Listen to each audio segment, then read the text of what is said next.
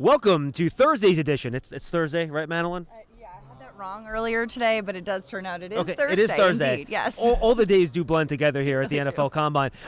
We're back here on Big Blue Kickoff Live, presented by AWS, proud partner of the New York Football Giants. We're here at the NFL Combine. We're going to lead off with Madeline Burke here. We got a whole lot more coming your way. We're going to be joined by Austin Gale from Pro Football Focus, Art Stapleton, Chris Brown from the Bills, Fran Duffy talking draft from the Eagles. Jam-packed show. Make sure you stay tuned. Colleen Wolfe stopping by. Yeah, Colleen Wolfe was off enough on Network. Thank you. Absolutely. And Madeline will talk to her. So let's start here. We were talking to the offensive lineman today. Yeah. Obviously something of a lot of interest to Giant fans. And a lot of impressive stuff, but I'm not sure if anyone was more impressive than Ike Ekwonu. Yeah, he might have just become my new favorite, mostly just because of the person. I mean, there was a lot of personality with this guy. And also, I'm sure you guys can all hear, too. We are about 40 feet away from the bench press, which is actually happening right now. So you'll be hearing a lot of yelling and cheering and announcements. Grunting, perhaps. Grunting, yes. yeah. Hopefully not too bad. Good grunts. They are actually cheering for us. Yeah, they're just really happy to be part of the Our UK. questions are fantastic, and they love them. They love him. They love him. But Ike Ekwonu, really charming, personal, lights up. He's just like, I just love dominating people and just really lights up when talking about football. But the other thing, too, is as much as he loves football, he's got range. This man was bragging about his time in musical theater. He has been in Jungle Book. He has been in Aristocats. He had a starring role in 101 Dalmatians, played Pongo. Is Pongo a dog? I guess it's the dad dog in Dad dog, 101 okay. Dalmatians. I've not seen that movie in quite a It's a while. very important role in the production, and he was very proud of that. Gave a shout out to his music teacher. Also, he was accepted to Harvard and Yale. Yes. Like, smart guy. And it comes off that way, too. It comes off that way, and he's smart, and he really, he's so well balanced, but he also just absolutely, he's like, I feel like a kid when I get on the football field.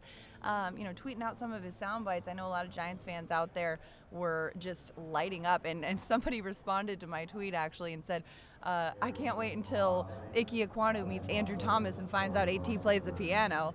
The musical theater duo right there. We're gonna, that O-line room, if the Giants get him at 5, or 7, that would be incredible. Yeah, certainly. I think after today and after he works out, it'll be less likely he's going to be sitting there at 5 because he's going to be the star. Because Evan Neal said today he's not going to work out. He, by the way, is 6'6", 336 pounds. He looks like he's 305 pounds. The way he carries that weight is unbelievable. He looks like an NBA power forward. Right. Well, it's all muscle. Yeah, He's looks strong. It is a lean. If you can be a lean 340 pounds, that's what Evan Neal is. Very impressive. Anyone else jump out to you today doing your rounds? And by the way, yesterday we didn't talk about you either. So anything yesterday and today that you saw? Well, I think, the other one today that stood out to me was Chris Paul, like a good neighbor. Chris Paul, the offensive lineman, the big Chris Paul. And I asked him, hey, it's got to be a unique experience growing up with the same name as the NBA player. He said, yeah, it's been funny. There have been some awkward moments along the way, but, he really leaned into it. And I'm sure he gets that question a million times a day, especially in an environment like that. But he was, he had fun with it. And, he's also just very poised, very into mental health, and is just very self-aware and a mature young man. He said, when I talk, I'm talking to you, but I also understand I'm representing my family. I'm representing, he was a part of the union rep for the student athletes. And so he's like, I'm representing the 7,000 student athletes in our conference. He just has that awareness of the levity of what he carries. And then, yesterday we mentioned too, I think one of the most standout media sessions from yesterday was quarterback Malik Willis, and he'll be doing his workouts today. He's not running the 40. Which is too bad, because he would have killed that 40-yard dash. But he said, you know what, I'm a quarterback. I'm going to do the quarterback drills only, and I respect that. But, a lot of the other quarterbacks, Carson Strong multiple times pointed out just how impressed he is with Wills' athleticism. But Wills is also very witty. And he just seems very comfortable in his own skin, right? And it was like he had some moments where, he would have these quips of like, someone asked him, do you think you're the number one quarterback in this group? He said, I do, but, I don't make that decision. He goes, I hate that for me. It's just like everyone was in stitches. Or, earlier in the session, he was asked to have an opinion on why this quarterback group isn't getting more attention.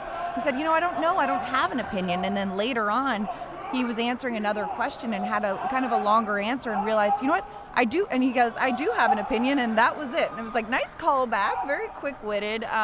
Keep going, more answers, Madeline. One more time, one more answer. Let's go. Keep going. He was, but it was just like he was somebody that like quickly endeared himself to the media. He's got a lot of raw talent, and I'm sure he'll do well sitting behind a veteran for a year because, you watch the highlight reels and you're like, wow, he's having some Houdini moments coming in with guys coming at him. But of course, he's playing in more of a high school system, and it's going to take some time to learn that college or that NFL level quarterback position, but he's got a lot of raw skill. And then tomorrow, folks, we're going to have media availabilities with the big guys up front on defense. We'll have defensive linemen and linebackers. Madeline and I will be there, and she'll be joining us back on the show to kick off our show on Friday at noon. One other shout-out, too. I just have to say, Virginia tight end Jelani Woods, 24 reps on the bench press. That's he pretty went good. last, and way to finish strong. The entire tight end group was just like, and another one, and another one. It felt like DJ Khaled out there. But yeah, he really nailed that. And Madeline will rejoin us in about 15 minutes or so when she's joined by Colleen Wolf from NFL Network. Good stuff, Madeline. We appreciate it. Thanks so much. Thanks for having me. We'll be back with Austin Gale right after this.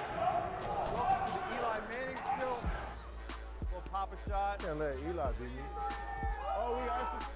Bill Murray, what are you doing here? Yeah, stomp him out. The cast from Entourage is here. This is a real show. You know what small people do? Win. How about that? I'll park it for you. Keep it close. I got Eli down. Omaha! What a clever title.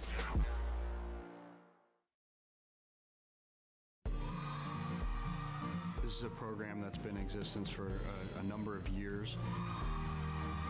It's really exciting to see what these kids have overcome and how they inspire the people around them. On behalf of Hospital for Special Surgery, USA Football, and the New York Football Giants, I'm here to present you the Heart of the Giant Award. Congrats, man.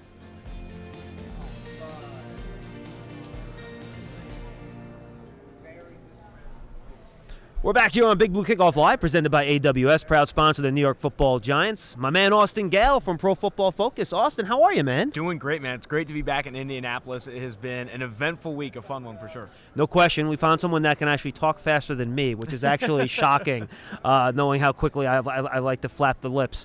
First of all, tell us about the podcast. Used to be 2-for-1 Drafts. Yeah. It's rebranded. Yep. Tell us about it. Absolutely. So, yeah, Mike Renner and I, the lead draft analyst at PFF, we got a podcast now called Tailgate, focusing on college football, the NFL, the draft. And then I'm also doing a new podcast. Got another co-host as well, Aiden Hutchinson, the Michigan defensive end. He and I are sitting down for about 4 episodes to do some pre-draft content. We're really excited to really just tell his story, right? Like, his family is so supportive in this process, talking to his coaches, talking to his players, and you all get the same story, just like this leader on and off the field, and I think he's going to be one of the more impressive human beings in this class for sure. And probably one of the safest picks, right? Exactly. Like, I joke, when he does his 30 visit with the Lions, Dan Campbell might, strap him down in the basement of the stadium and not let him leave. I've said this for a while. His floor is 2. I mean, if he gets past Dan Campbell and what they're trying to build at Michigan, or in Michigan there at Detroit, I do feel I'd be floored. I'd be floored if he gets past 2. I think there's a good chance he goes 1 as well. All right, let's dip into these PFF grades you have on some of these prospects that Giant fans are really pumped up about. Offensive line first. The impression you get from NFL people is that it's Neal, Ekwonu in some order, big drop-off next group. You guys don't see it that way. We don't. And I do think it's because when you're looking at the NFL draft, so much of the conversation is about what will these offensive line prospects be in 2-3 years' time, right? And Evan Neal in 2-3 years' time could be an all-pro, right? Could be this this generational offensive tackle with how he holds his frame and the type of player that he is. And Ike Ekwonu is very similar. The NC State offensive tackle has inside-outside versatility, as does Evan Neal, and he's going to be super explosive. He's going to test really well here in Indianapolis, and you draft him for what they could be. Ike Ekwonu and Evan Neal are nowhere near as good as Charles Cross is right now. That's why we feel, especially in pass pro. Exactly. Mississippi State offensive tackle Charles Cross is a smooth-moving offensive tackle that has mastered pass protection this previous year. He was talking on the podiums today. It's what tape should people watch of your run blocking? He said all of them, in Alabama mostly. I mean, he is a really confident kid. I think Charles Cross is wrongly getting dropped in this class because he's not the insane athlete that obviously Evan Neal and Ekwonu are, but he's still a really good athlete, a good enough athlete as well, where I think you still should consider him in the top 10. It's funny. I had Daniel Jeremiah on here yesterday, I think. All these days blend together. And I asked him, Daniel, how much does Andre Dillard shade your evaluation of Charles Cross? He says, you know what? It might a little bit. And it has me a little bit nervous because you come from that system how well does that system translate to the NFL? Yeah, no, it's tough. And I think that's going to be the conversation with him because of Andre Dillard. Also, if you remember way back when, Joe Dahl, right, that was a lot of conversation coming out of a Mike Leach system. I think the difference for me is Charles Cross improving with it in pass protection there. And, like, the technique is so sound. The technique is so sound for Charles Cross that I feel of all the tackles, honestly, the most confident in starting him in a pass-heavy offense day one than I do some of the top offensive tackles. Now, can he be what Evan Neal could be with the right coaching and the right development? Can he be what Aquanu could be? Probably not. But I do think that if you're looking for like immediate help along the offensive line and like a high floor contributor, in my opinion, too, Charles Cross is that guy. Now, at the top of the draft, that's not what people covet. You know, the teams covet high-end traits, high-end talents that could be blue chip, generational players for their team, especially when you're drafting in the top 10. Now, I'm no longer a believer, and I have been for a couple years, that there's any difference between right tackle and left tackle now, because half the time teams are putting their best pass rusher over the right tackle now rather than the left. But Cross has not played a lot of right tackle. Would that be a concern for you for a team like the Giants? Or would you consider sliding Andrew Thomas over, who did play a season at Georgia right tackle? How would you manage that risk? It obviously depends on where you're investing along the offensive line. I think with Andrew Thomas, he has so much versatility. He can play guard, he can play left tackle, he can play right tackle. With Cross, you probably want to maintain that development. You want to keep him at left tackle if you do bring him in. That would be my thought, too. And that's another reason why, though, like Aquanu and Neal are coveted. They have that inside-outside versatility. Neal could play left tackle, right tackle, whatever you want, and having those like 5-tool offensive linemen is highly coveted, especially in an NFL where like Joe Tooney for the Kansas City Chiefs played left tackle down the stretch, right? When you get injuries along the season, especially in a 17-game regular season now, you need offensive linemen that can play multiple positions so you're not down a weak link, when you get into the postseason. The way I do my express evaluations to get ready for this, so I have a feel for all the guys. And I watched all of Thibodeau's sacks, pressures, quarterback hits. Nice. Thanks to you guys at PFF. Love you that. sorted that for us. Thank you for that.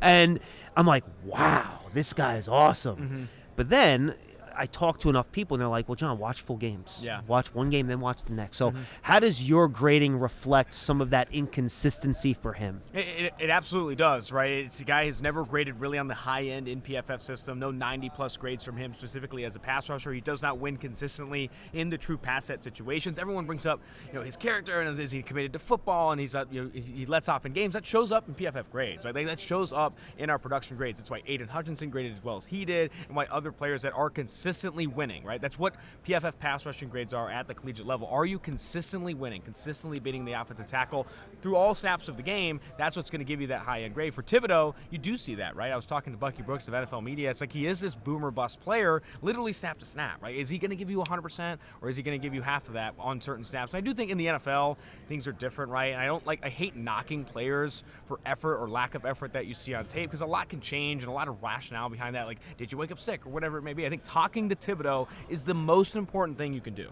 Talking to Thibodeau, what he wants to do, and his answers to those questions are so much more important than turning on the tape and say he lets off the gas a little bit sometimes. I also think he has to test really well, right? Because if you have these questions already, and then he doesn't test as a super elite athlete, and you're like, well, maybe the upside isn't what we thought it was, that's probably going to be a pretty important thing for him this week, right? 100%. He does look explosive on tape. I don't think he's going to test poorly, right? It'd be very difficult for him to come here and be like a 25th, 30th percentile athlete. He's not Chase Young bendy, though. No, not at all. No, Yeah. I don't think there's a Chase Young bendy in this class, probably. But I do think that he can still be this like upper echelon 67 percentile athlete. And if you do clear those bars, it's important. The only data point I have beyond the tape is talking to Bruce Feldman from The Athletic, who does the Bruce Feldman Freaks List. Thibodeau's not on there. And we brought it up. We had him on our podcast, and I said, hey, like, no Thibodeau here? And he's like, honestly, thinking through some Oregon Ducks I could have put on here, Thibodeau wasn't the first name they're mentioning. So there is, I mean, again, that's a lot of anecdotal conversation, but there is not this expectation that he's going to come in and torch it like obviously Chase Young had. And Agent Hutchinson or David as Jabo, well. or like some of these other guys. Correct. How about that next group of edge rushers? Let's talk about that. How quickly should you start considering these guys? Daniel Jeremiah, Tavon Walker, for example, to the Giants. You watch his tape, he almost looks like an interior defensive lineman the way they use him, right? But he told me, he said, John, I swear to you, he is going to blow this place up the way he tests. He's going to. How do you then sort through that next group for the Giants? Do you consider somebody else at 7? Do you try to trade down? Is there someone in the second round you think could be good? Yeah. Is it a deep edge class? How do you view the rest of that edge group? It's a very deep edge class, and the reason for that is, and anytime you're highlighting deep position groups in draft classes, it's because you have a lot of guys meeting the size, athleticism thresholds set by the NFL. This edge class, a lot of these guys have long arms. A lot of these guys are explosive and bendy, and it can actually win as pass rushers with the size in the NFL, and that's why a Kingsley Enagbare Agbury from South Carolina, who probably won't go inside the top 50, 60 picks, is still going to be a valuable producer for a team when he gets drafted, in that day 2 range. And for other guys that could go in the first round, like Trayvon Walker, the comparison I love for him is Rashawn Gary. Rashawn Gary, coming out of Michigan, didn't have even near the level of production that Chase Winovich had. But what did Gary have? These absurd tools, right? These absurd, freaky things that teams want to bet on. You give me Rashawn Gary, I can turn him into an all-pro in 2 years. That's what a lot of coaches tell these decision makers in front offices. I'll tell you what, everyone's saying the same thing about Trayvon Walker. If you're a defensive line coach or a defensive coordinator, say, give me him 2 years, I'll turn him into an all-pro. That's interesting. Who are the guys that you like more at PFF that maybe the NFL world and other, NFL scout analysts don't like quite as much? So I do think I'm higher on Kingsley Agbury of South Carolina. He's been a really productive player in PFF's grading system, a guy that's consistently winning. The reason he's not going to be high on people's boards is because he's not Boye Mafe levels of athleticism. Myjai Sanders is going to test better. I think Cameron Thomas of San Diego State might test better. At practice at the Senior Bowl, Agbury was fantastic. Exactly. And Agbury, that guy wins, right? And you sometimes, when you especially get to day 2 and you're not looking for these high-end Hall of Fame type of traits, you have to get the guys who play football well. And that's what Kingsley Agbury has done. He came back to South Carolina to prove that when he was one of the older players on the team, when he's one of the more veteran players in college football, he's dominant. And he was so dominant for South Carolina this past year, also dominant at the Senior Bowl. I really like Boye Mafe. Another person I'd highlight, or prospect I'd highlight, is Skye Moore, Western Michigan wide receiver who, from Pittsburgh, favorite receiver in the NFL is who? Deontay Johnson. That's exactly the type of receiver Skye Moore is. Wins at the line of scrimmage, very shifty. What he lacks in size, he makes up for in bursts. And you see him in press coverage against some bigger cornerbacks where maybe you think he'd have some lack of success, but he's so shifty at the line, it's so difficult to actually get your hands on him, and that matters in the NFL. It's funny. I ran into him in the hall just by circumstance. He kind of walked into me. He was like, "Oh, I'm sorry, sir. Are you okay?" He's like the most polite young man I've ever walked. He was unbelievable. He was just a great kid. All right, let's go the opposite side of the question. Who are some of the guys that the NFL seems to really like, and you guys are like, push the brakes a little bit, boys? Yeah, that's a good question. I do think that DeMarvin Leal, right? I think the NFL is higher on him because of what he can be, and he has never been a big producer for Texas A&M. I think we're lower on him than others. Trevor Penning too. I think Trevor Penning's been drafted inside the top 10 in a handful of mock drafts recently. He's coming to Indy, and he's going to blow it up. Everyone knows Trevor Penning is this absurd athlete. His broad jump's going to be insane. His 40 is going to be insane.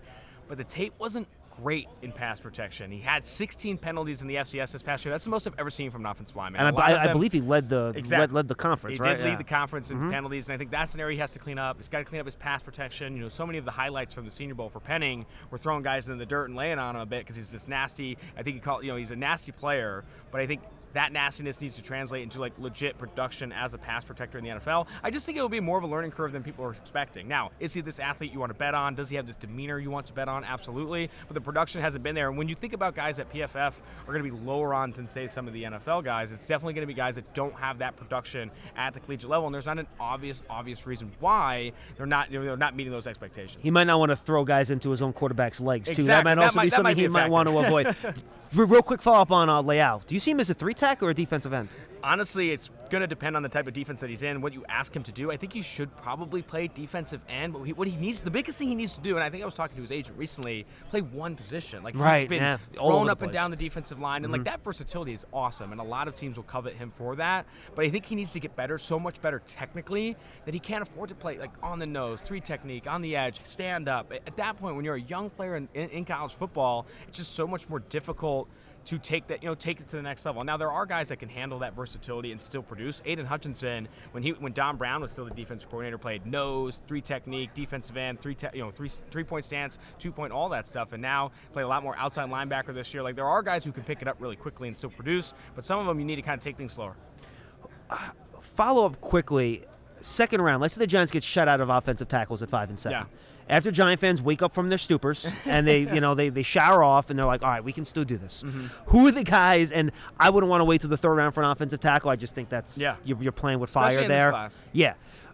You get that 5th pick in the second round. Who are some of the guys that you would circle on your board if you're a Giant fan from PFF's perspective that could outperform that draft slot down the road? So I really do like Darian Kennard, the Kentucky offensive tackle, who did play a lot of tackle at the Senior Bowl, but a lot of people are projecting him to play inside. But he does meet the arm threshold at 34. Maybe he doesn't have the foot speed you want to play left tackle, but at right tackle, I think Kennard could have some success out of the gate. And that's another player too, right, where I think Kennard right away could be better than a lot of these other offensive tackles just with the experience that he has. Now, is Kennard going to be this world beater, 10-time All-Pro, maybe not. Maybe he doesn't have the traits or the historical success to do that. But I really like Kennard as a player right now. And again, I come back to that, especially on day 2, day 3. If you're an offense that's looking to insert rookies early, trying to find guys like a Cross, like a Kennard that are already playing good football now. Just get a solid player, exactly, right? Just get a solid player. Maintain a floor in your draft rather than kind of chasing the high end. What was the production for Bernard Raymond? I know a lot of people think he has potential to be good, extremely raw. What was his production like on your grading? My podcast co-host Mike Brenner is really high on Bernard Raymond. Of any draft analyst, I think he's the highest at 15th on our board. We've talked to Paul. 15 is high, yeah. We've talked to Paul Alexander, who's coaching him now. He's a former offensive line coach in the NFL. Yep. He has said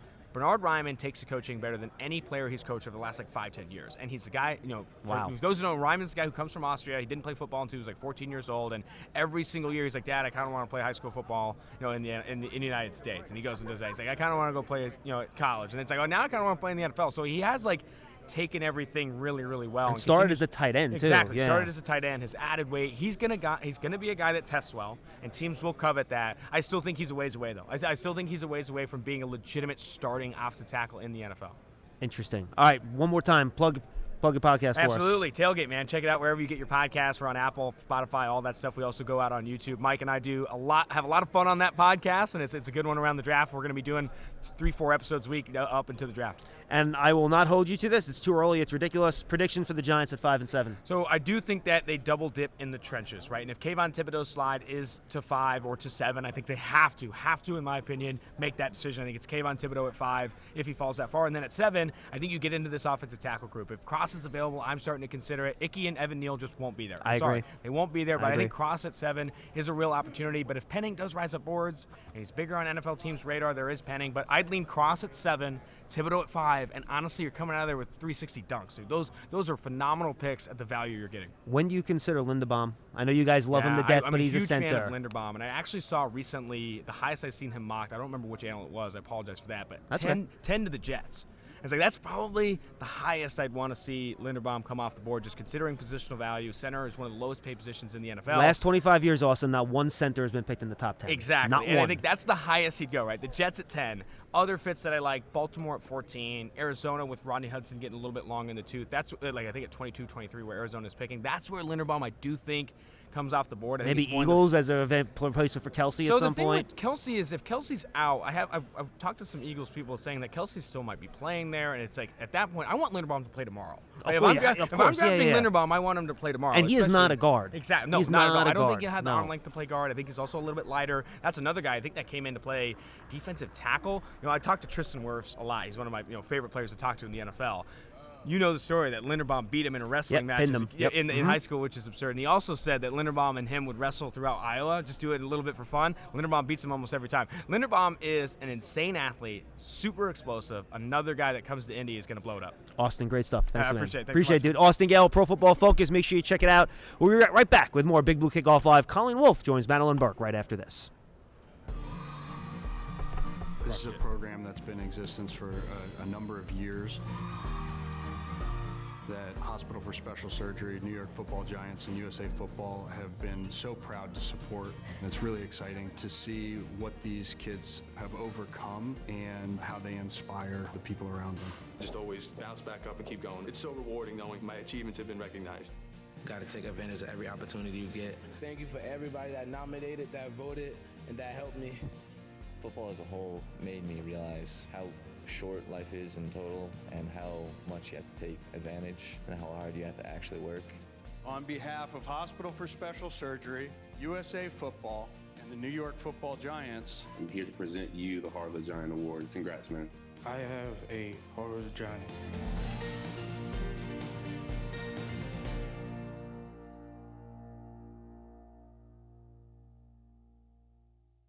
Welcome back to BBK. As you could tell, we changed it up a little bit. John Schmelk's taking a break. I'm Madeline Burke here with Colleen Wolfe from NFL Network. You can follow her on Twitter at Colleen Wolfe. First of all, thanks for taking the time out here at the Combine. I know you have been booked and busy since Super Bowl and now coming out here. How do you prepare for an event like this? You know what? That's a great question. And if you find the answer, let me know because I've been trying to figure this out for years. Right. And then with the added week, it's just everything. I feel like every day is getting like shorter and shorter. So I would like at least like 5 more hours added to every day. That would be great. It's you got to cram. I feel like I'm still in college. So after the Super Bowl, it's just like learning all of these prospects, trying to figure out team needs, and then they change because of free agency, and then there's new coaching staffs, and there's new GMs, and it's a lot. It's fun. It's exciting. And I love the fact that during Combine, so many news items come out too, and so then you that takes you a little bit into the off season, but it's like a huge reunion here, which is the best part. It absolutely is. And since of course last season we didn't get one of these, it's like everyone you haven't seen in 2 years is back around. But you mentioned, of course 17 game season was the first time this year, so that was a shortened schedule between Super Bowl and Combine. Yep. I know you've done a lot of your homework, you've done a lot of your research, though looking around the league, I feel like this draft right now is like the equivalent of like a defensive Super Bowl, right? Mm-hmm. Like for a football fan, you're like, wow, this is really impressive. But for the casual fan, it's like, well, there's no like sparkly, shiny new, like there's nobody that stands out, and there's really no clear number 1 overall pick. No, and so that's the thing. This draft, it doesn't have like the big splashy names, the quarterbacks, the wide receivers, the running backs. Like this is, as Lance Zierlein put it, this is like it's a needs draft. Like it's like getting like socks when you go to the mall. Like it's not like you got some fun new top or something like that. Like you got to get all the basics in this draft. This so is socks for Christmas. Right, exactly. You open up, you're like, I'll use them. I need them. But it's not the most exciting thing in the world. Now there are exciting players, but they're going to be a lot of day 2 guys. So like the foundational players are going to set up teams for the future in this draft. So you have a lot of like the offensive linemen, you have some good edge guys as well. The tight end class is pretty deep.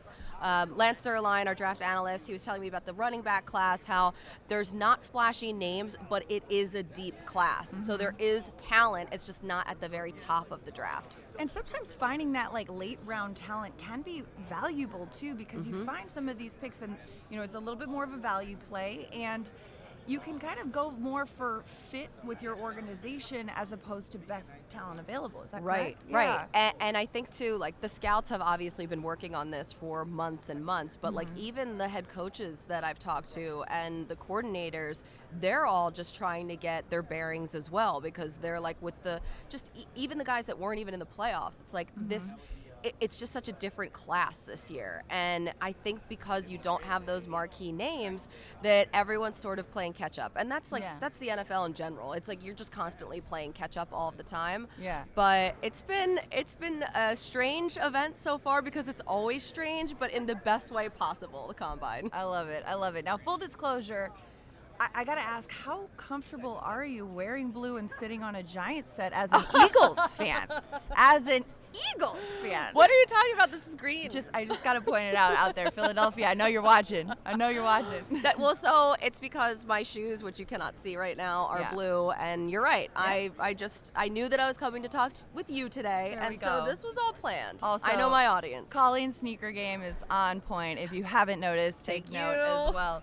But talking about the Giants too, I mean, we've talked about how this is a lot of offensive linemen in this draft. Offensive line is and has been a need for the Giants. When you look at this, picking at 5 and 7 in the first round, there's so many different routes to go. I mean, who are some of the players that have kind of stood out to you so far? So everyone I work with always makes fun of me because I always want to talk about offensive linemen, and they're like, nobody cares about offensive linemen, Colleen. And I'm like, yeah, but I do, because that's what makes this whole thing go. Yes, yeah. So I know that in all of the mocks that I've seen so far, Ike Ekwonu is one of the guys that goes to the Giants the most. And that's a guy who the Giants basically need to hit up an offensive lineman depot. They need so much help at the position. Right. And so I think that there is a really great foundational player that they can build from. But there's also questions with, like, what's going to happen with Daniel Jones? And because they have cap issues, like, who will the cap casualties be? And are there scenarios where certain marquee players could get moved so they can get some more flexibility under the cap? Like, the way that this new regime has to build things is they're in a little bit of a difficult spot. This year is going to be a transition year to get that cap health better. Absolutely. And I mean, we talk about Daniel Jones. There's a lot of still question marks going into his 4th season about his future publicly. But there are so many needs in this team. It's like almost you've got to shore those up before you make that decision, right? Right. And I think last year was supposed to be the prove it year for Daniel Jones. And this organization went out and they tried to surround Daniel Jones with everything that they could. They made all of the free agent splash moves, and that's why they're in this cap problem now. They went all in, and then they only won 4 games. Right. So with Daniel Jones, it's just so difficult. I understand that there were injuries and it's not all on him, but this year is going to be so important for him because otherwise they're going to have to move in a different direction. And I guess they are in a nice spot because the quarterback class this year is a little meh, that they have the ability with the draft capital that they have to get some other foundation pieces and then make the decision on Daniel Jones. Yeah. You know, and talking about the quarterback class too, I think that is the narrative. There's no real first or clear number 1 quarterback in this group. No. Carson Strong was saying yesterday, though, that he thinks it's because there's no like Andrew Luck or number 1 overall pick, Trevor Lawrence type of guy in that group. But what is it about this quarterback group that has them kind of so undervalued, I guess? You know, it's such a great question because I keep asking the scouts that. I'm like, why is this the case? Because every year I hear, oh, the quarterback class is just meh. And then it changes, but it feels like this year is different. Right. And it feels like this year the quarterback class really isn't that great. Yeah. And who knows? Because you don't know if you're going to hit on these players, even if they are a top prospect. You just don't know. I mean, look at like Josh Rosen. I mean, there's plenty of names in recent drafts that you can point to. So it's sort of like a 50-50 shot anyway, but it's going to be like, how good is your scouting department, and show us this year. Right, because a lot of these guys have the raw skills, the arms, and the buildable traits, but that's one of the hardest positions, I think, to translate from college to pro. Yeah, because 1,000%. Yeah. And if you don't have the coaching staff to develop this player and a system that can really set them up for success, like you're just going to fail. Right. And it's not good for anyone. Everybody loses in that situation. Absolutely, absolutely. Now today we've got some of the actual on-field work starting. We've heard a lot of podium talk, but we saw the bench press earlier. Some of the tight ends got out there. Jelani Woods, 24 reps, which, first of all, I just love hearing everyone cheering these on in this area. It is such a spectacle. It really is.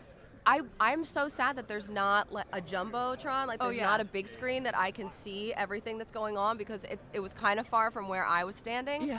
But they have all the guys mic'd up and everyone's pumping each other up, which I love. That's like the best part about it. It's hard to not be like captivated by it. Absolutely, and you can just hear the energy building as these guys are getting more and more reps. You love that. And then, of course, later today, the on-the-field work will be beginning at 4 p.m. on NFL Network. What are you most excited to see?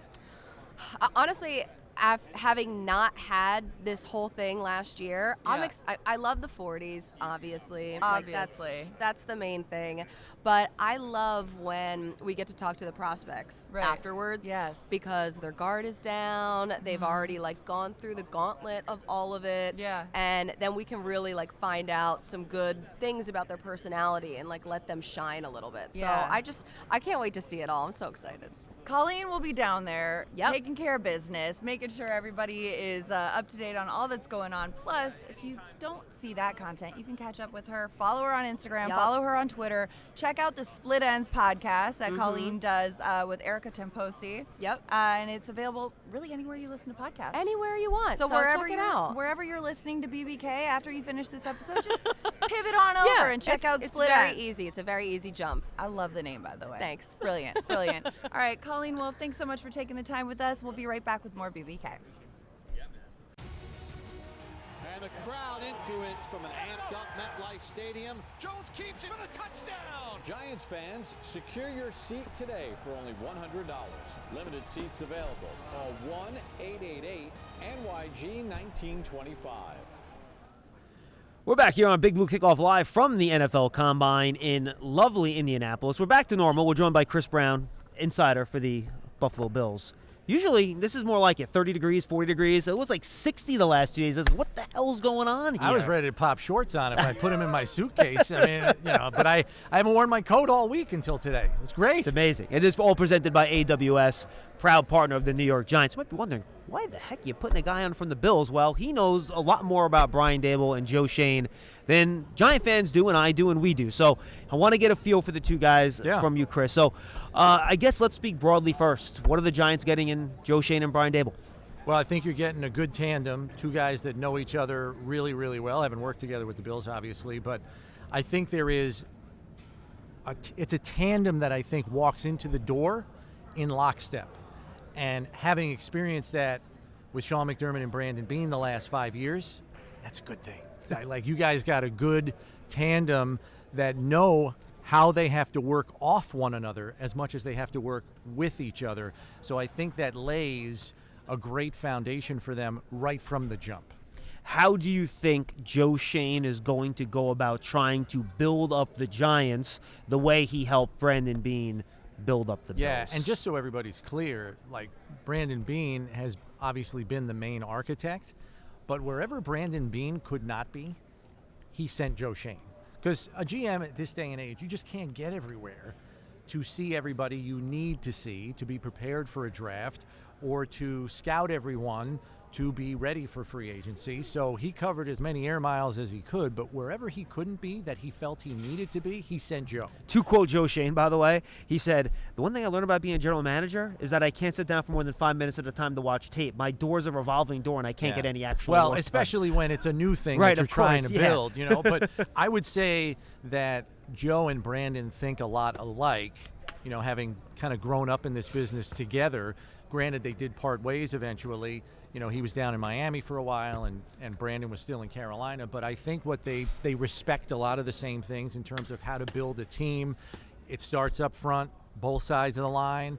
And I would anticipate Joe's going to try to fix those things first for the Giants and then build it out from there. Now, that's not to say if they don't see an opportunity to, land a skill player that they think is a force multiplier for their quarterback or for the run game, whatever it is, it's not to say they would not strike. They will if they see an opportunity, but it's going to start up front. Because it's interesting, right? Because they got, Tre'Davious White was a piece that was in place. Their two big first free agent moves were the two safeties, right? They bring them in and they've been so good for you guys, Poyer and Micah Hyde, who have been excellent. So they have that in place. The Giants actually have some decent secondary pieces in place. So you do think that the focus will be up front because, you guys did Al Oliver, you did Basham, you did Epinesa, you did Greg Rousseau. And, do you think those are the type of power players they'll be looking for? Because, those edge players, they're not your bendy 250, speed edge guys. Those are power edge players. Well, and the thing, too, that you have to keep in mind is more and more, and the league is moving this way as a whole, they're looking for the premium positions in the first 2 rounds of the draft. So what are those? You're talking quarterback, offensive tackle, pass rusher, cornerback. Yeah, you hit them all. So those are the ones that, you look at the Bills draft in the first round over the last 5 years. Tre'Davious White, cornerback, first round. Josh Allen, quarterback, first round. And then even in the second round, Deion Dawkins was a second-round pick. He's their starting left tackle. So they look at the premium positions primarily. That's not to say there are outliers that they would jump on. And by the way, they used the first-round pick to trade for a wide receiver, another position that some people would consider a premium position. Right. Yeah. But I would say that more often than not, in the first 2 rounds of the draft, they have Brandon Beane and Joe Schoen over the years have looked for the guys that have elite physical traits. Last year is a perfect example. Greg Rousseau, 6'7", long-levered, 265 pounds, and runs in the 4.6s. Elite physical traits. And then they trust their coaching staff to develop those players. And I think that's what gets lost a lot of times. Because you can draft really well and hit on a premium player, but if you don't have the infrastructure on your coaching staff to develop them, they're not going to reach their full potential. And that was the problem for the Bills for 17 years. Constant coaching churn, and they just changing schemes, changing systems, and they could not develop good talent that they were drafting. And so as long as Coach Zabel puts together a coaching staff that he knows can develop the talent that Joe Shane's going to bring in the door, now you're on to something. What's the level of patience needed? Is that what you're saying? How patient do Giants fans need to be? Yeah, I mean, I think, is this going to be a deal where he tries to make a quick fix, or is he willing to say, look, this is going to take a couple years, and I'm going to live with the bumps and bruises along the way? I think they're committed to playing the long game. Now, that's not to say they're not going to try to win. They are going to try to win. And Sean McDermott in year one is a perfect example of that. They traded away Sammy Watkins. They traded away Ronald Darby, their first pick in 2015, second rounder. And they threw Marcel Darius overboard because he didn't fit the DNA of the kind of players they wanted on their roster. I don't care how talented they are. If they're not our kind of people, they're not going to be here. And people were like, what the hell are they doing? They're trading Sammy Watkins. They're trading Ronald Darby. Like their best corner, their best wide receiver, and their best interior run defender. They traded all of them away. They still won 9 games and backed into the playoffs with some help from the Cincinnati Bengals. In year one, they went 9-7. Now, they took a step back in year two. 6-10? 6-10 because they were in cap jail. And they had to bite the bullet in 2018. Now, you guys don't have a very nice cap situation. That was going to be my next question. Now, there are ways for them to get out from under it, and I'm sure you know them better than I do. I know Worley would be a tremendous savings on the cap, right? He'd be like Bradbury, yes. Bradbury, sorry. Yes. Mm-hmm. I confused old Carolina cornerbacks there. But there are ways to get out from under it, so there might be some medicine taking here in year one with where the cap is at. All I'm going to say is give Joe time to clean it up, and you may have to struggle through some things this year and play without a full deck because of it. Right. But I think as they get out from under that and the cap hopefully goes up to 230, where people are expecting it to be as early as next year, correct, they may be able to reload in every way that they want to next year to really get the thing moving. And he's basically said this, but I just want to kind of confirm it with you. Were they big restructure contracts, June 1st cut guys, or was it no, let's take our pain now and then we'll be happy next year? They would prefer to avoid that. Right. Now, nobody could avoid that last year because the cap went down. Yeah, it was no a choice. restrictive cap. You had no choice. Every team in the league had to restructure, kick the can down the road just to field a competitive team. Correct. And we're still not there yet now because the 208 number for the cap this year was what it should have been 2 years ago. Correct. So most of these GMs will tell you they're still recovering, and it might take another year even after that. Now, if it goes up to 230, life's a lot easier TV next year. deals start kicking in, all that stuff. But there is restrictions. There are restrictions in place for people like Joe and Brian who are trying to build this thing the right way.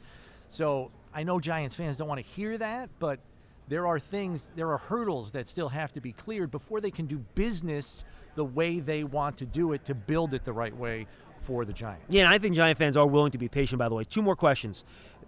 Joe Shane's standard line, and Brian Dable used it too. The type of players they want: smart, tough, dependable. I'm sure you've heard it before. Yep. Easy to say. What does that mean exactly? Because smart and tough and dependable can mean very different things when you kind of break it down. So I think smart is important because the offense that Dable is going to bring in there with him will be wide-ranging and a lot of volume. Now, that doesn't mean that all of that volume is going to be used on a given Sunday, but Brian Dable likes to have the ability to pull and choose in a given week based on matchups, certain things. He expects his receivers to know every position because he wants to move all of them. You better be smart enough to know and retain all of those positions in your head. That's what attracted them to Gabriel Davis in round 4. Kid was quick as a whip and knew everything as a rookie coming in the door. It's funny you say that. Joe Shane was asked at his press conference. He said, we drafted Gabriel Davis because Brian Dable said we needed a receiver to play all the positions. And he literally said was that. able That's to funny. retain that. So that's going to be the demand on a receiver in that system. And for offensive linemen, you have to be position versatility. That is a main component of what Joe Shane's going to be looking for in a lineman. So if you think the Giants need a guard, that guard better be able to play center, or he better also be able to play tackle. Look for that in their resumes, and if you see that, chances are, and they're tough as nails, and they're a dependable player, maybe they're willing to play hurt sometimes and just gut it out, to get through a game. That's what you're looking for on a resume of a prospect here at the Combine or in the draft class. How willing were they to take chances on players that maybe had an injury history, or is that something they tended to avoid? I think the way they often played that was they depend on their doctors. Got it. They don't They don't like inserting any guesswork into the thing. If the doctor tells them, hey, look, can this guy play and have an NFL career? Yes, but he's probably a one-contract guy, may have problems come year 4, year 5, and be out of the league. They're not drafting that guy in the first 4 rounds. They're just not. So they're going to err more on the conservative approach when it comes to health. They listen to their doctors, and what their doctors tell them, they live by. They don't take any chances outside of the medical opinion. They trust their physicians. All right, final question. Brian Dable. The Giants hire, surprisingly, Mike Kafka from a completely different offensive tree in Kansas City to kind of, come together with Dable. And you mentioned the depth of his offense, and I went back and I looked at different years. I feel like the Bills' offense really changed from year to year. So what do you think Giant fans can expect from that Brian Dable offense? Yeah, I think he's going to build it to fit what he has, and he's always done that. Now, I think the other thing that he does extraordinarily well is he makes adjustments within games. Like people say, oh, here's my game plan and whatever. That's not how he works. After the first series, he's already changing stuff and moving things around. So again, that's why you need high football IQ there. And then I think also he is not afraid to take any idea that anyone has and try it in a practice setting. I'll give you a perfect example. We're down in Carolina, Spartanburg, South Carolina, with the Carolina Panthers doing 2 days of joint practices. Cole Beasley is in his first year with the Bills, and they're running plays at practice. Next day, between practices, Cole goes to Brian and says, hey, we ran this play at SMU when I was in college. It worked really well for me. He goes, I think with what we have here on offense, I could run that play and it could be a very successful play for us. So he tells him what the play is. They draw it up on paper, this, that, and the other. Dable had it in practice the next day against the Panthers. It worked. Wow. It worked. He put it in the playbook, and it was one of the most consistent plays that they used on offense to get Cole Beasley to move the sticks for them on third downs. That's how open-minded he is. There is no idea. No ego. No ego. There is no idea that's off the table for him. That's great. He will incorporate anything. If they try it, it works, he thinks it'll help them, it's going in the book. So that's why he's hiring a guy like Mike Kafka, because he wants, give me new ideas. What do you got? I'll listen. And they'll incorporate it and fit it to fit the matchups that they feel they can take advantage of in a given week against a given opponent. And it'll change week to week. Bring the Andy Reid magic and we'll use it. Thank you very much. Anything. Anything and everything. He would go to high school games in Western New York. That's fantastic. And if he saw something that he's like, ooh, I like that. Maybe there's a way we can use that. He is always got the door open to take any and all ideas, because I think he knows this day and age in offensive football, if you're going to stay ahead of defensive coordinators in this league, you've got to be changing. And we're not talking like gigantic wholesale changes. It might be some kind of subtlety in, pre-snap window dressing, motions, all depth of that of stuff. a route, that sort of stuff. Yeah, all that thing. So he will incorporate all of that to just try to stay ahead of them, and maybe give them a look where they're like, oh, this is coming. And now you got that linebacker to cheat one step this way, and then you hit him with something else that they haven't seen on film yet because he just put it in. And I joked with Stephon Diggs last year.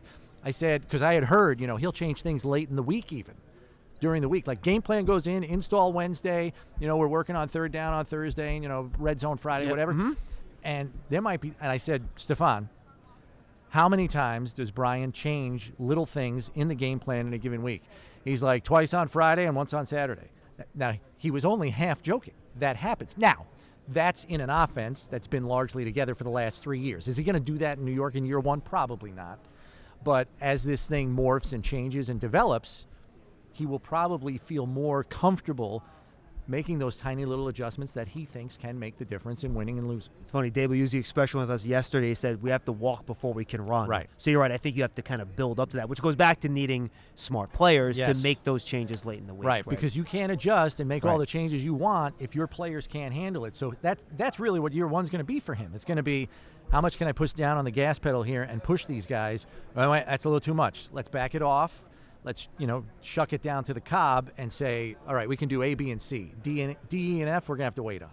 Awesome. Chris, by the way, we have a fan that calls into our show regularly that's actually a Bills fan. Okay. And he says, I like your content, so I listen. So tell him and any other Bill fans we listen where they can find your great Bills content. Yeah, so we're just at BuffaloBills.com, and we do a daily show, which you can pull up on the website at the bottom of the homepage, and it's called One Bills Live. And we're on regionally up in Western New York, but you can get us there, or you can get us on the Odyssey app. And WGR 550 is the station up in Buffalo that you can pull up on the Odyssey app. Hear our show 1 to 3 p.m. Monday to Friday. And we also have a podcast once a week, which is on any platform you want. That's basically called Bills by the Numbers. We dive a little bit more into the facts and figures. Nice. We don't get too deep in the weeds in analytics. I'm not an analytics expert, but we kind of dice them up a little bit more. Very good, Chris. Congratulations. Hopefully you guys get that overtime rule change. We're rooting for you. And yeah, thanks. We put the proposal in. You saw that, right? I did. Good luck with that, and we'll see you next time, right? Yeah, good luck with Brian and Joe. You guys are going to enjoy them. They're great tandem. We're having fun so far. We'll be back with Fran Duffy from the Philadelphia Eagles right after this on Big Blue Kickoff Live, presented by AWS, proud sponsor of the New York Giants. Welcome to the Eli Manning Show. We'll pop a shot. Can't let Eli be me. Oh, we got Bill Murray, what are you doing here? Yeah! Stomp him out! The cast from Entourage is here. This is a real show. You know what smart people do? Win. How about that? I'll park it for you. Keep it close. I got Eli down. Omaha! What a clever title. We're back here on Big Blue Kickoff Live, presented by AWS, proud partner of the New York Football Giants. No, we're not going to have a steel cage match, but you know Fran Duffy. He's joined us on many programs before. Tell the folks, Fran, before we start about your podcast that everyone should pay attention to. Yeah, for sure. We do the Journey to the Draft podcast twice weekly, year-round, and it is not just an Eagles podcast, John. We do cover all 32 teams. We cover prospects from all across the country, who everyone should be paying attention to at every position. A lot of fun, and we do it year-round. And that's why we're having Fran on the show. And we will talk about the Eagles' 3 first-round picks, by the way, with their embarrassment of riches. Giants have 2, though. Not bad. No doubt. So let's start here. Give me a 20,000-foot view of this draft class, in your opinion. I think it's a really good class. You know, and we talked a year ago about how, you know, with everybody getting that free COVID year, so many players decided to go back for the 2021 season, and how that would really add to the depth of this class. And I think we have seen that. Now, not all of those guys ended up in this class, because what happened was a bunch more went back for another year in 2022. So we're going to see that depth continue to carry over. But I think when you look at this class, really, really strong, and maybe not the top end, you know, the top 3, top 5 talent that we've come to expect. And that's what you hear about all of these players, but it's still a really, really good class with a lot of really good players. You maybe 3, maybe 4 true blue chippers, probably, right? And that's probably it. Yeah, and it just depends. I think it depends on how you kind of categorize blue chip player. Like if you might not look at safety and say, oh, I can't count him as a blue chip player, but Kyle Hamilton's a hell of a talent, right? So you kind of get in that discussion. We talked about it last year with Kyle Pitts. We talked about it a couple years ago with Quentin Nelson. Both those guys have looked pretty good so far. Obviously, Nelson's been a little bit more established, but I think when you look at these guys from a pure talent standpoint, you can't argue with the skill that this draft class presents. So we actually haven't touched on this on any of the shows so far. So I'll ask you this. How high are you willing to pick a guy like Tyler Linderbaum? Because that's the same deal, right? I went back to the last 25 years, went through all the drafts. There's been 5 straight-up guards taken, 25 years, 5 in the top 10, 0 centers. Yep. So when do you start thinking about that in a year, to your point, where you don't have that high quantity of blue chip guys at valuable positions? Typically, whenever you have these kind of discussions with scouts, with general managers, it's typically, okay, well, how does that player relate to other players on the board? If because all these guys get thrown into tiers and they all get thrown into buckets. So if you have 2 players in Linderbaum and insert pass rusher here, and you have them in the same tier, teams are going to lean towards the pass rusher. Once you get to that bottom of that bucket, there are going to be some teams that still say, hey, we're going to go beneath that bucket because this is a priority position. Right. That's going to be some teams' prerogative, but there's going to be another team at some point, and whether that happens in the early teens, whether that happens in the late teens, into the 20s, whatever, you go down and down and down. We've seen that with centers in the past. We'll see exactly when teams feel like they can pull the trigger on Linderbaum, but that's going to be the debate is, hey, he's the best player on the board, but maybe at least or at a less impactful position. How scheme specific do you think he is in the run game? Can he do more in a gap scheme than maybe what we've seen, or do you think he is really an outside zone, inside zone type guy? I think he definitely fits more to that, but I think when you watch them, him flying off the ball, he gets movement in the run game. He's a powerful human being. I'm sure you guys have talked about it. His high school background, he was the only player to pin Tristan Wirfs in high school wrestling. So this is a guy that has some power to him, just because he's undersized. And we've seen that for years in Philadelphia with Jason Kelsey. Just because you're on the smaller side doesn't mean you can't create movement in the run game. I should ask you to bring the notes. I'm putting you on the spot. I apologize if you don't have this on the edge of your fingers. I know you do a great job of team trends on how they approach the draft, right? So now the Giants bring in Joe Shane. Yep. He comes from Brandon Beane in Buffalo. What can Giant fans take from how the Bills approach the draft to maybe try to figure out what the Giants might do this season? You know, one thing that really always stood out to me about them when they got to Buffalo was they wanted to be a big football team, and it was, you saw that with a number of those picks early on, and also they believed in building up the middle. They wanted the spine, especially on defense, the defensive tackles, linebackers, safeties to be strengths of that defense. And obviously they've supplemented that. You know, you add in Stephon Diggs on offense, you get Tre'Davious White on defense. But when you look at the assets they put into D-tackle, linebacker, safety, I think it kind of speaks to the way that they like to build their football team. And also they've talked about, hey, when they drafted Tremaine Edmonds, look, we're in Buffalo, it's cold weather, we want to be a big physical football team. And so my guess is, having not being too far away from Buffalo, they're going to try and carry those same kind of philosophies over to the Giants. So what Ed Oliver, defensive tackle, they took. Yep. And then last year, right, they picked the two big defensive ends. Now they're edge players, but they're big edge players. A.J. Epinesa, Gregory Rousseau. So and Basham as well. Basham was a big, powerful defender. Carlos as well. Basham, absolutely. So I wonder if they value, because as you know, there are very different types of edge players, right? And this draft class doesn't really have many of those Brian Burnsy, bendy guys. They have more of the, bigger guys. And I wonder if those are the type of guys that Joe Shane and Dable are going to lean towards. Yeah, I think when you look at the way that the game is played now, and we've talked about this a lot on the podcast, is with quick throws, with RPOs, and the screen game, you have to be able to get to the quarterback fast, and the fastest way from point A to point B is a straight line. So you got to be able to go through that offensive lineman. And so those guys that have that power, that ability to move a tackle off their spot, I think there's more value in that than maybe what we may have perceived. Look, the bend, that's very important. You like guys that can turn the corner. The more things you can do, the better. But I think we're seeing across the league, those power rushers are proving to be pretty valuable. What do you think about the depth of this class on the offensive and defensive lines? That's where the Eagles like to build. I think that's where the Giants are trying to build up now, too.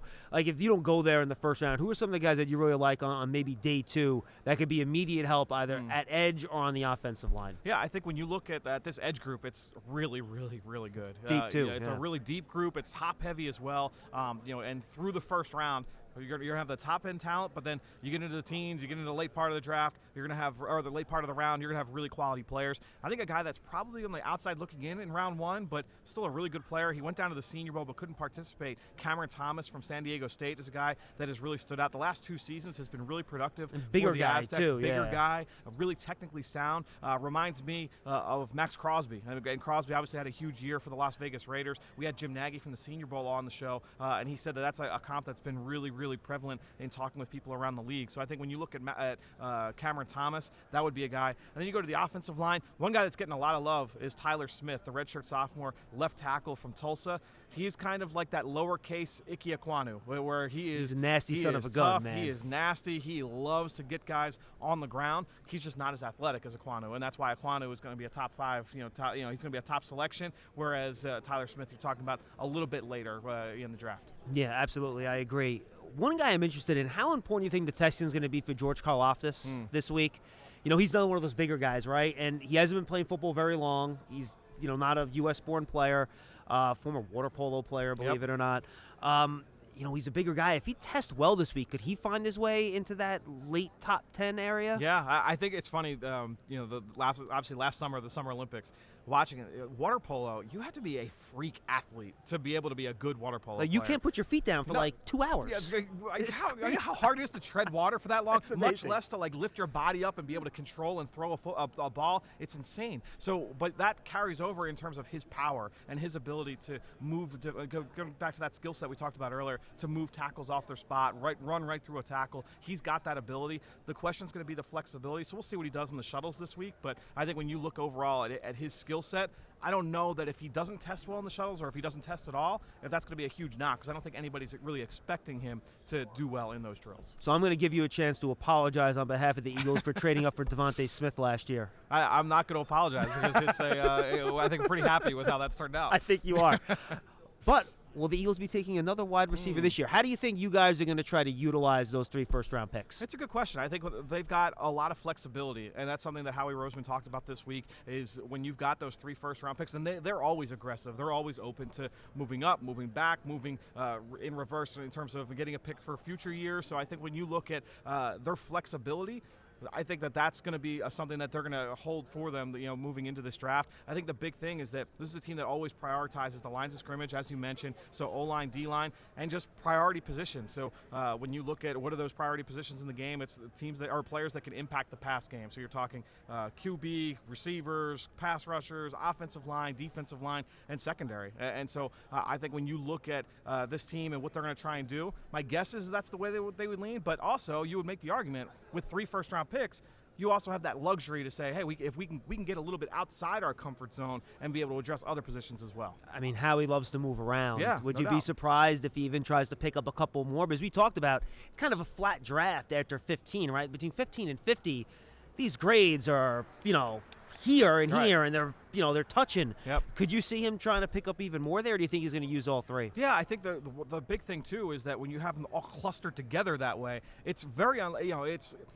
When you look at it from a value standpoint, it'll be really interesting to see how they approach it because, obviously, look, if you're on the clock, you got to make the pick, right? But to have 3 guys in that area of the draft, look, that you could get lucky and have 3, players that you might say you have top 10 grades on fall to you at that point. We see teams say that all the time, and some people think, they're just saying that. No, that is absolutely the case. Just because that's how teams kind of grade players, it's all over the board. So there's a team. If you're picking at 15, if you're picking at 17 or 21. You might get a player that's in your top 10, your top 12 that falls to you, and you weren't expecting to be there. So we'll see if those opportunities present themselves for the Eagles. Final question. Giant fans obviously would not be happy if the Eagles have their franchise quarterback, but there was some progress there last year. Jalen Hurts had a night year, won some games. What's the next step you think your organization wants to see him make to convince them that he is, in fact, their long-term solution at quarterback? I think just, taking that next step from a consistency standpoint, especially when it comes to the quick decision-making, he's got all of the tools. I mean, he can create. He's got the arm talent. He's obviously athletic. His ability to create as both a runner and as a thrower really, really showed up. You just want to be able to see him continue to make those decisions a little bit faster. This will be the first time, John, in 6 years, 7 years, that he is going to be in the same system 2 years in a row. He's at Alabama, 3 different offensive coordinators. He goes to Oklahoma, comes to the NFL, 2 different systems in 2 years. So having that continuity, I think, will be big for Jalen Hurts this year. Fran, good stuff, man. Always. Good seeing you. Fran Duffy, check it out. Check out the podcast, Journey to the Draft, correct? That's right. Make sure you check it out. And by the way, he is guys that we know. Dane Brugler's on with him a lot. Greg Cosell's on with you, week, right? Ross Tucker. Yeah, we try and bring on as many people as we can. Yeah, they do a great job. Make sure you guys go check that out. Only after you check out the Giants podcast, though, of course. We'll be right back. We'll have Art Stapleton from The Record talking Giants right after this. This is a program that's been in existence for a number of years. And it's really exciting to see what these kids have overcome and how they inspire the people around them. On behalf of Hospital for Special Surgery, USA Football, and the New York Football Giants, I'm here to present you the Heart of the Giant Award. Congrats, man.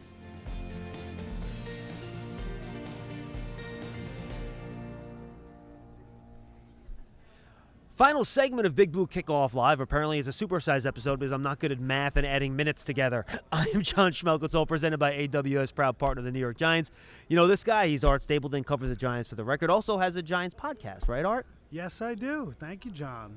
All Give the in, pop. All in. We've heard that before.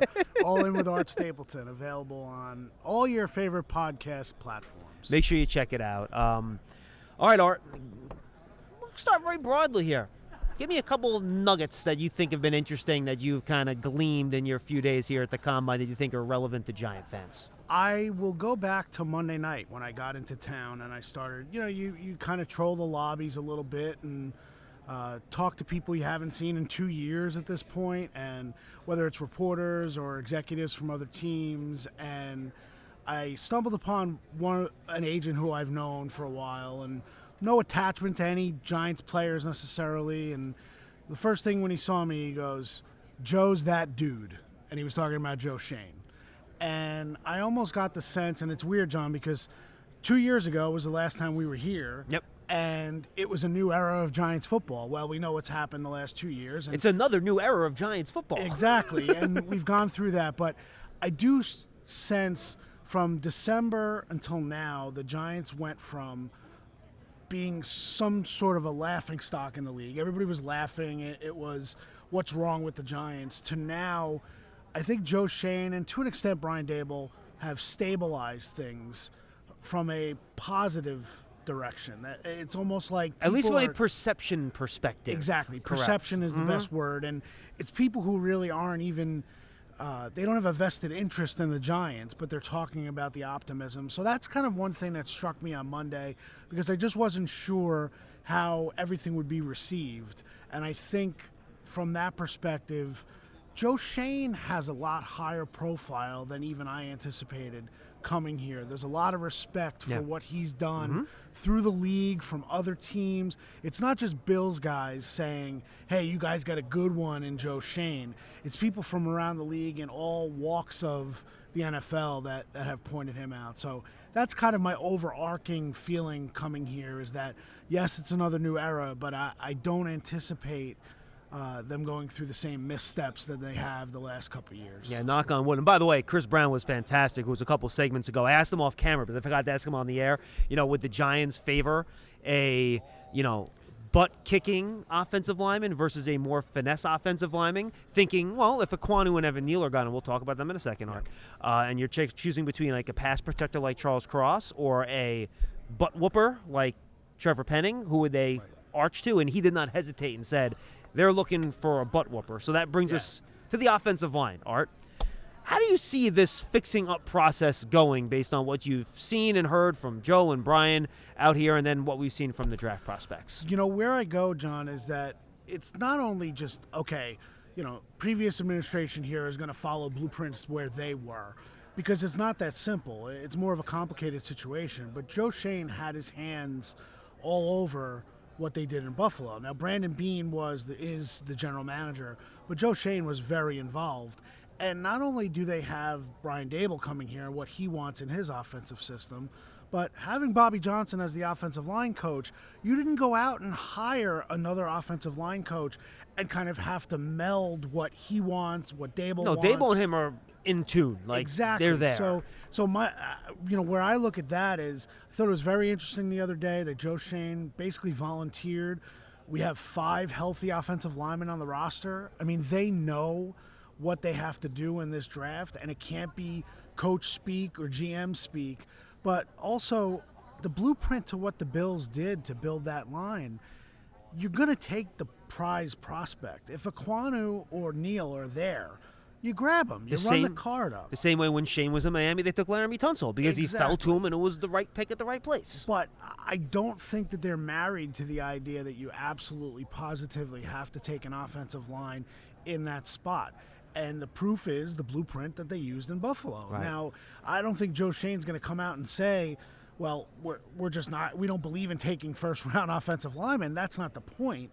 If you're picking 12th, 13th, maybe then is where you grab a Penning if that's the case. Yeah, but the point is that you're not going to pick an offensive lineman that's your 25th best player over a guy at a different position that's your 7th best player. Like, it just doesn't make any sense. And Daniel Jeremiah made great points when he had his pre-combine conference call last week. He kind of played it out and said, look at the Rams offensive line. How many first rounders were on there?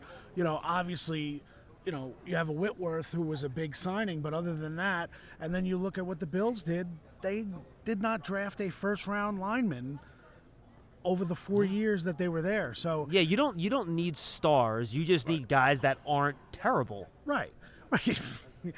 Sometimes we lose sight of that, don't we, John? I mean, that's the problem. Just don't have guys that, when the opposing defensive coordinator gets in front of his team on Wednesday for the first time to discuss the opponent, you don't want that defensive coordinator to put big red circles around 2 of your offensive linemen and say, we're going to go get those guys, and they can't stop us. And you don't want your offensive coaches to put a big circle around the 5 guys and say, we've got to run plays that eliminate these 5 guys from stopping us running these plays. Because that shrinks your playbook. Absolutely. You can't say we can't run outside zone. We can't do this play. We can't do that play. We can't run deep crosses. We have no faith in maintaining the pocket.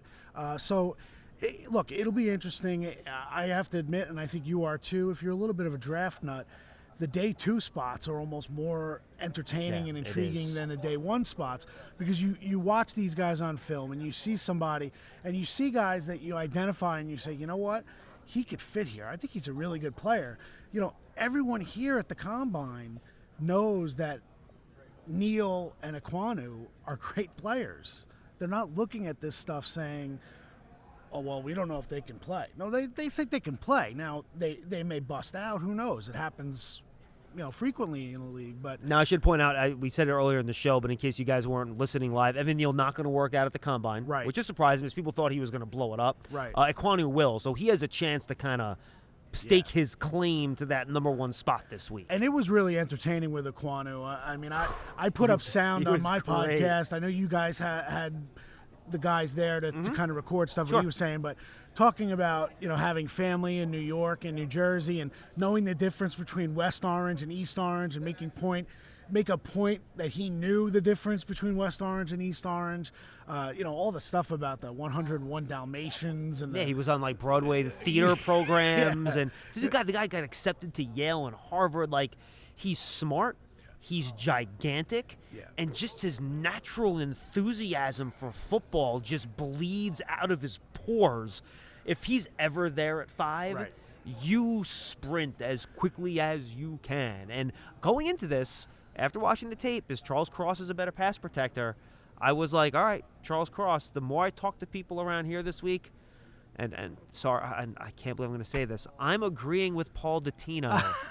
I think Ekwonu right now is my easy number 2 here. Maybe depending on how Neal goes here, keeping him could be number 1. And I don't know if the audience saw some of the photos, but if you haven't, if you're at work, you haven't gotten home, you get home, go look at some of the photos that were put up of Evan Neal, and you saw him. I mean, he's 336 pounds, and he looks like he's a defensive end or a tight end. Or a power forward in the NBA.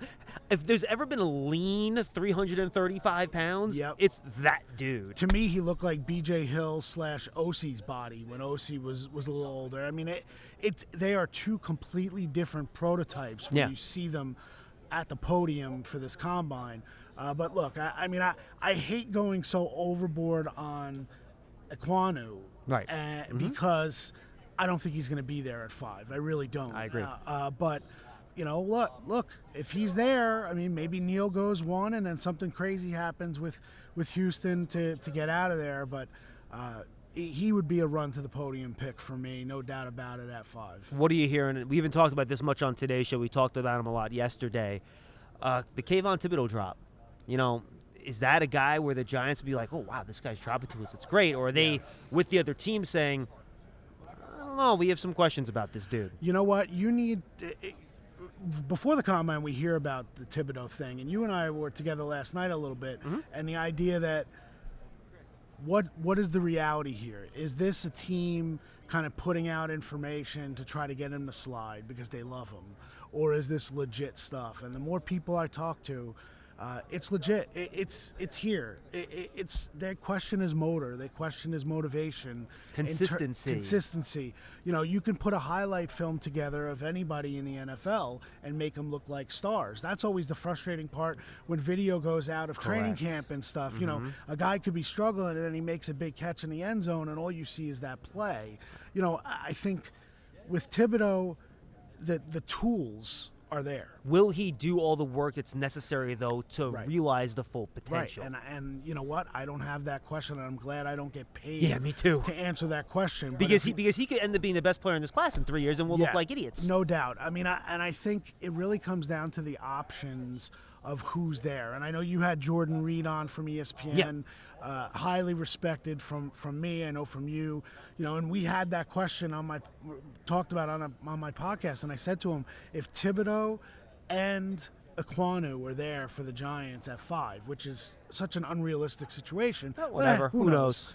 And he said he would go Ekwonu, but he liked Thibodeau a lot. He likes Thibodeau a lot. And just based on the tools, if you were putting together the pass rushers in this draft, tools-wise, Thibodeau is at the top. You need to have confidence in your coach to unlock that. And I guess it really depends on positioning, right? What team is in position to make that call? Right. Does somebody trade up to make that call and say, we're confident in our coaches to say, we're going to unlock this beast. Right. I don't think the Giants are in that position. I have to be honest. And this is not a normal year. It's not like there are 7 blue chip prospects. Like last year, Art, if I stacked the best 7 non-quarterbacks from last year's draft, like right now, I'll do it real fast. You have your 3 wide receivers that are awesome. You have Rashawn Slater. You have Penei Sewell. All right, that's 5. Kyle you have Pitts. Kyle Pitts, Micah Parsons, J.C. Horn, Patrick Surtain.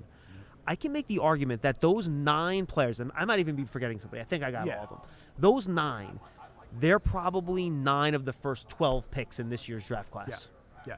And you know what? Like a couple people were saying yesterday, too, that doesn't mean that there won't be blue chip prospects in this draft. Guys might become those guys. They're just harder to find. They're just not there yet. Right. And you might have to take a little bit of a chance. You know, do you find an organization that says, I'm going to gamble on the ceiling? I'm not going to worry about the floor. I'm going to gamble about the ceiling, because Thibodeau is that guy. If you worry about, you don't want to be the guy, the team in 3 years where Kayvon Thibodeau is the great pass rusher in this league, and you let him go because you may not have overturned every stone in order to evaluate him. I think from what I heard from people is that Joe Schoen and the way he runs his scouting, he will not leave any stone unturned when it comes to looking at the prospects that the Giants are going to take. And both Chris Brown said it to me. He thinks they probably would err more on the side of caution. The all goes, smart, tough,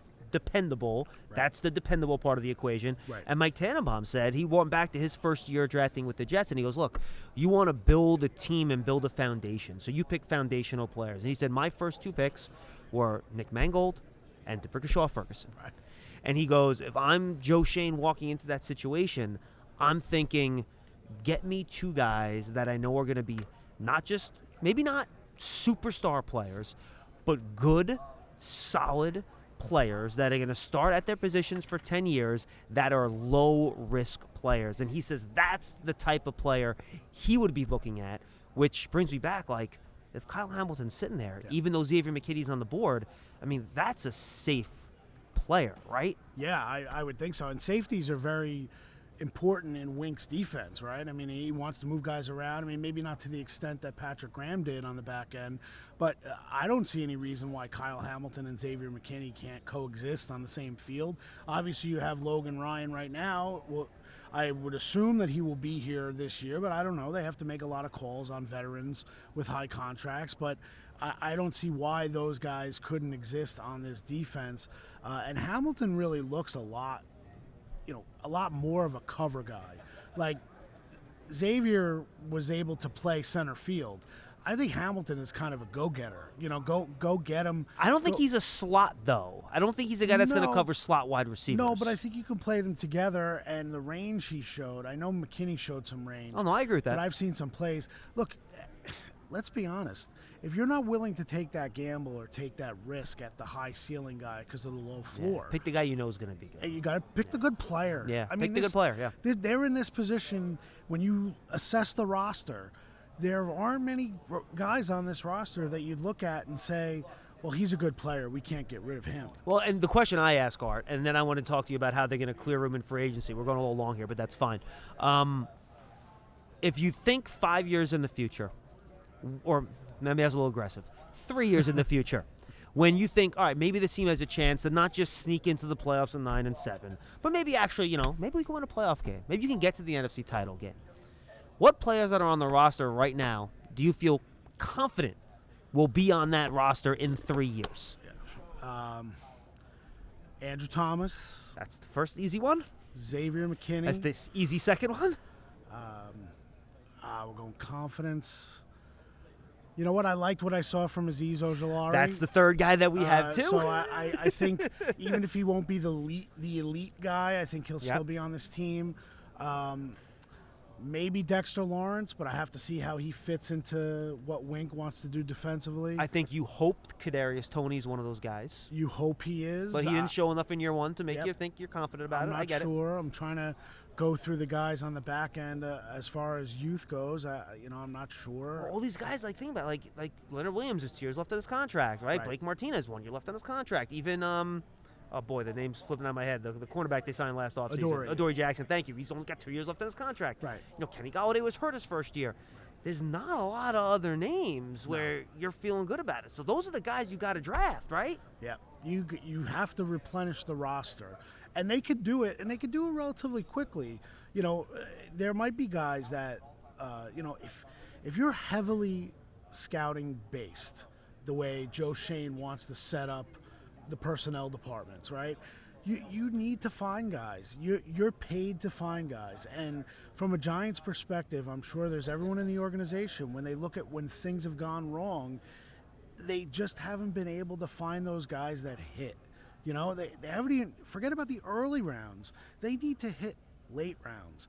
And it's a year-to-year thing. I mean, and again, not superstars. Just get a guy that can start for you and not be a hindrance. Foundation players. Yeah. And like Shane said, look, the Giants have found their foundation players in free agency, and that is the worst thing you can possibly because do. You're paying them at the top of the market, and because now you come back to where they are right now. Correct. And the guys that you have as foundation pieces that were just here 2 years ago, 1 year ago, brought in to contribute, now you're already looking, they're not going to be here in 2 years, so now we have to get rid of them. And that basically rips your foundation down to the studs because you don't have homegrown guys. Question. And that's the problem. All right, final question before we say goodbye. We've already seen some of the cost-cutting measures with Kyle Rudolph and Devontae Booker being out the door. What else do you foresee? Prediction is the wrong way to put it, but how else? What are the other ways you see Joe Shane going about this shaving process on the Giants' salary cap? Well, Joe Shane told us the other day. Or perhaps I should say chopping, not shaving, giving the extent of it, maybe. Yeah, I mean, he used the word contingency, and they were going in with multiple plans because it was, if A happens, then we move on to B. Right. And if B happens, we move on to C. If A doesn't happen, we have to go to a different plan. I think they'll identify some players like Sterling Shepard and Blake Martinez, guys who are core players on this team, have coming off terrible injuries. Now Blake is further along, presumably, from the ACL than Shepard. It happened like a month and a half earlier, right? Give or take, something like that. I think Blake was like week 3, wasn't it? Or week 2? Maybe He was September? Yeah, okay. I think so. I thought it was October. You could be right. So, you go to them, you go to their agents, and Shane said he was going to do that this week at the Combine. Yep. Reach out to agents of his own players and say, what are we going to do here? What do you want to do here? If you're Sterling Shepard, would you be willing to take a heavy cut of your pay to give the Giants a salary cap relief, but also know that you stay here, you rehab here? If you can get back in October, it's a place that wants you here. And then you play it out and see if you can get back to where you need to be. Because if you go back on the market and you say, no, I'm taking my money, my guaranteed money, and I'm going to go elsewhere, you're going on the market with a torn Achilles in December. Yeah, he's not getting a big contract. So that I think that's what they'll try to do first. I think there are obvious guys. I hate to throw names out there. No, you don't have to if you don't want to. That's fine. No. But look, Riley Dixon, the fact that he stayed on the roster last year with the salary hit that the cap number he had was really absurd when it did not match the performance. So I think it's $2 million for Riley Dixon. I mean, I don't see any way he can be on this team this year. There are guys where, like Kyle Rudolph, it really, it sucks. Kyle Rudolph's a great guy, and he would have been a great fit in this organization, exactly what they would want in a Giant. Yeah. But it just didn't work out. So I think you'll see him kind of calculated-wise go around and try to get guys to take minimum deals, maybe with some incentives on the back end, and then say, we want you here. And if they don't, it's handshake, thank you for all you've done for this organization, and move on. And I think, Sterling and Blake are two guys that I really think are in those positions. Blake Martinez has to decide, is he going to be the centerpiece of this defense with a new defensive coordinator coming off an ACL? And what does Wink Martindale think of him as a middle linebacker too, right? Thing. Does he fit the prototype of what Wink Martindale wants? Right. The Giants don't have guys on the roster where you all of a sudden say, look, well, you've got this rookie who was around, and now all of a sudden we're going to throw him in there. Is Tay Crowder the guy? Does Wink Martindale believe in Tay Crowder? You're talking about Mr. Irrelevant. Nobody's attached to Tay Crowder. Was Tay Crowder emerging as a player, or was Tay Crowder the only option to kind of step in for Blake Martinez? I think that's kind of what they have to decide. I think you'll see, I don't want to say bargain guys, but Shane did mention, they'll seek out some veteran salary benefit guys that might come on, that they might be able to get on. He also said the 1-year prove-it deals for maybe high draft picks that didn't pan out elsewhere. I think you'll see some of those guys mix and match. You're going to really rely on the scouting of Joe Shane and Brandon Brown. Let's not forget him, because he did a great job with the scouting in Philly. And I think ultimately the guys that are on this roster, it's kind of back to ground zero. You got to prove it. 2 big players you omitted from that description were James Bradbury and Saquon Barkley. Just give me your feel for what the equation is when you're deciding what to do with those 2 guys. I think James Bradbury, I'd call up Vegas right now and I'd say Patrick Graham loves James Bradbury. He's a big part of his defense.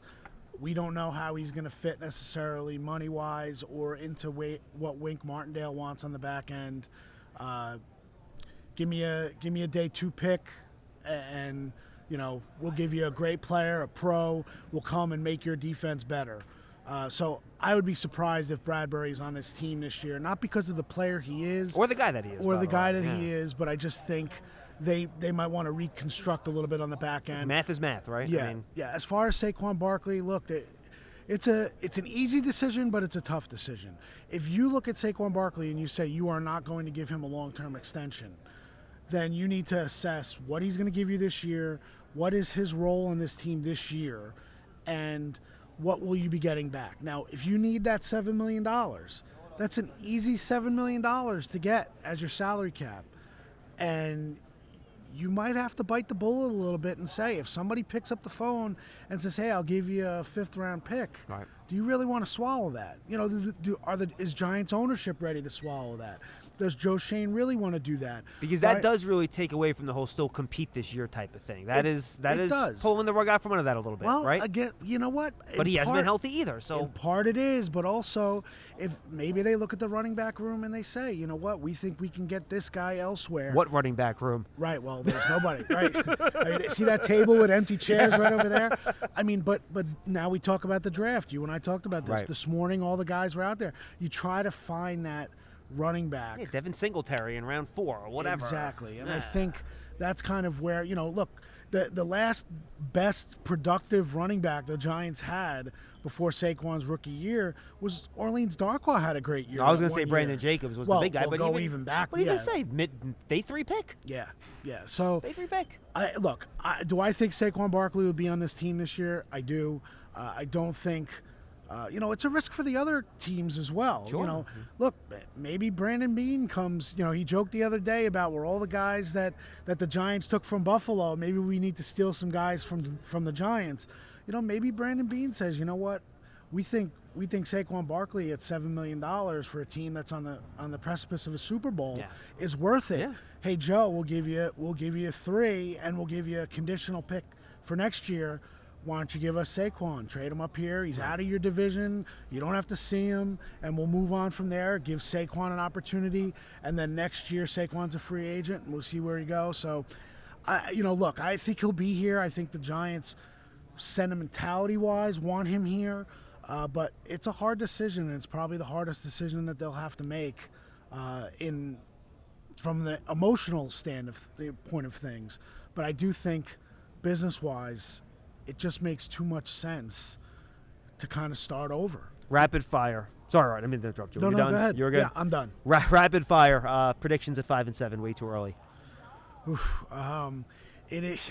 You don't have to give. Just give me. You don't have to tell me why. You can just give me 2 names because it's so ridiculously early. There's really no rhyme or reason behind it at this point, man. anyway. I know. You know what? I'll go. And I take a little bit of this from DJ Daniel Jeremiah. I think the Giants go edge at 5, and I'm going to say Trayvon Walker blows it up at the Combine. And because of Thibodeau's slide, that'll be a big thing for Giants fans to focus on. why did they pass on Thibodeau? I don't think the 2 tackles will get to 5. I think Kyle Hamilton might go to the Jets at 4. And then you look, so I think that's the top 5. I think the 2 tackles, Hutchinson, Hamilton, and now the Giants are sitting there. What do they do? And I think they'll go for who would be the best edge on their board, total package. I go Trayvon Walker. If Hamilton was there, would you have given him Hamilton? I probably would. Okay. Give How him about Hamilton. 7? At 7, you know what? I might go. If I can't trade back a couple spots to take one of the offensive linemen, like a Penning, that Spencer Brown comparison, I love it, the Northern Iowa. I probably would go corner and Sauce Gardner from Cincinnati and just go forward. I got 2 defensive guys. Now I have the meat and potatoes of my day 2, day 3, and I will just build the offensive line from there. Use those picks, use my scouting, and just knock out home run after home run on day 2. And now I have my offensive line, and I have those 2 defensive studs to give Wink to kind of get this defense rolling in a positive direction forward. Sometimes we'll be talking about this when I join Art on his podcast as soon as we're done here. So make sure you guys go check that out too. Art, good stuff, my friend. I appreciate it. Thanks a lot, Schmel. Art Stapleton from The Record. Check out his podcast, the All In Giants Podcast. Is that what it's called? Yeah, something like that. All In with Art Stapleton. All In with Art Stapleton. Thank you. I have to make sure I get it right. I want to make sure people know. We all have All In. Know what to search for. Yes, apparently.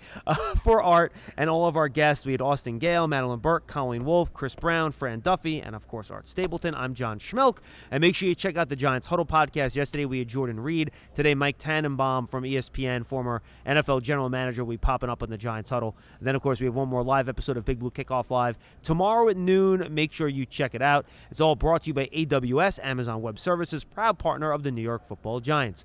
We'll see you on Friday at noon for our final episode of Big Blue Kickoff Live from the NFL Combine in Indianapolis.